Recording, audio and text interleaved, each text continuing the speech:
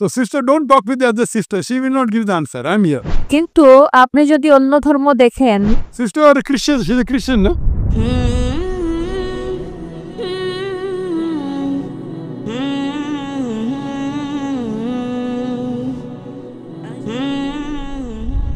আমার প্রশ্ন হলো, আপনাদের ইসলাম ধর্মে বহু বিবাহর অনুমতি দেওয়া হয়েছে, কিন্তু আপনি যদি অন্য ধর্ম দেখেন, খ্রিস্টান, হিন্দু ধর্ম, বৌদ্ধ ধর্ম, তাদের ধর্মে বহু বিবাহ নেই।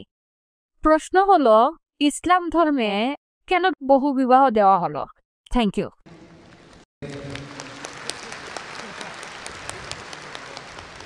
তবে ইসলামই হচ্ছে একমাত্র ধর্ম, আর কোরআনই একমাত্র ধর্মীয় গ্রন্থ এই পৃথিবীর বুকে যেটা বলছে একটা বিয়ে করতে।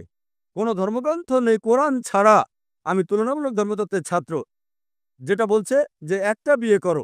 একটা অনুচ্ছেদ নেই বাইবেলে, ভগবদ্গীতাতেও নেই, বেদেও নেই যেটা বলছে একটা বিয়ে করতে কোরআন ছাড়া। যদি আপনারা হিন্দু ধর্মগ্রন্থ রামায়ণ পড়েন, শ্রীকৃষ্ণ মহাভারতের মতে তার কতজন স্ত্রী ছিল? 16,108 জন। তাহলে মুসলিমরা কেন 4টা করতে পারবো না? সমস্যা কোথায়?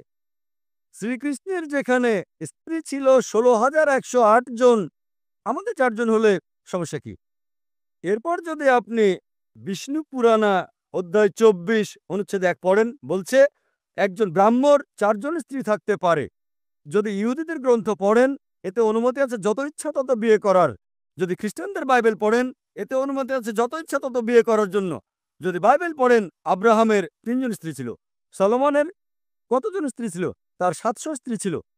পরবর্তীতে চার্চ নিষেধাজ্ঞা জারি করলো যে খ্রিস্টান একটা বিয়ে করবে, বাইবেল মানা করেনি। আর ইহুদি সম্প্রদায় একাধিক বিয়ে করত।